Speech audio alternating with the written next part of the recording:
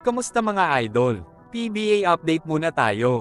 Labanan sa pagitan ng magkakapatid na koponan ng SMC ang nagbabadya sa paparating na playoff ng PBA Commissioner's Cup.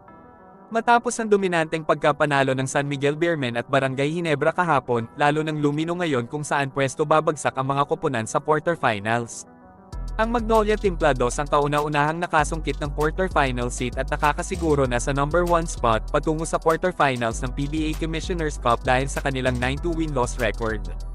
Ang San Miguel at Barangay Ginebra naman ay pareho ang kartada na may 7-3 win-loss record, bagamat may isa pa silang nalalabing laro na siyang magdidikta kung sino ang makakakuha ng number 4 spot na siyang may karapatan sa twice the beat advantage.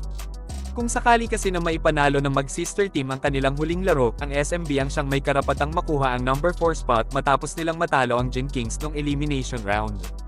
Medyo delikado ang sitwasyon ng Ginebra sa senaryong ito, lalo na at buo na muli ang lineup ng San Miguel dahil sa pagbabalik ni Junmar Fajardo at ang pagpapakita ng dominant performance ng kanilang super import na si Benny Boatwright. Panigurado na gusto ng makabawi ng Beermen sa Gin Kings dahil ilang beses na din silang na-knockout ng Ginebra sa PBA playoffs noong mga nakaraang komperensya.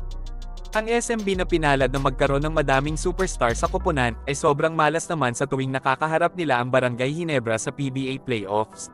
Sakaling magtuloy-tuloy na ang Beermen sa semifinals, makakatapat naman nila ang isa pang sister team na number 1 sa team standing na Magnolia Chicken Templados kung sakaling magkatotoo ang senaryo.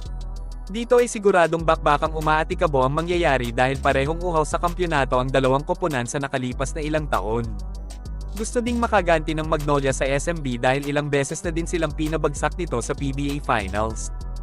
Ang Magnolia ay huling nakakuha ng kampyonato noong 2018 Governor's Cup pa, habang ang San Miguel Beermen naman ay nasungkit ang huling kampyonato noong 2022 Philippine Cup Finals kung saan tinalo nila ang rival team na TNT Tropang Giga.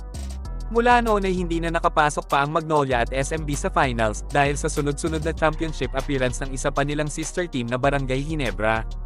Ang Phoenix Super LPG at ang Meralco Bolts ang may malaking tsansa na makaharap ng kahit anuman sa SMC teams pagdating sa Commissioner's Cup Finals.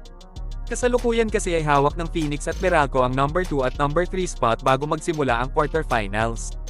Mapanganib ang dalawang koponan na ito dahil bihira lang silang makatapak sa PBA Finals at panigurado na sasamantalahin nila ang pagkakataon para makasungkit ng kampyonato sa dominant teams ng SMC. Hanggang dito na lang muna mga idol.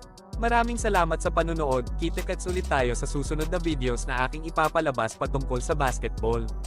Kung bago ka pa lang sa channel ko, please consider to subscribe at huwag kalimutan pindutin ang like at notification bell button para updated ka sa mga bagong videos na aking ipapalabas. Salamat mga idol!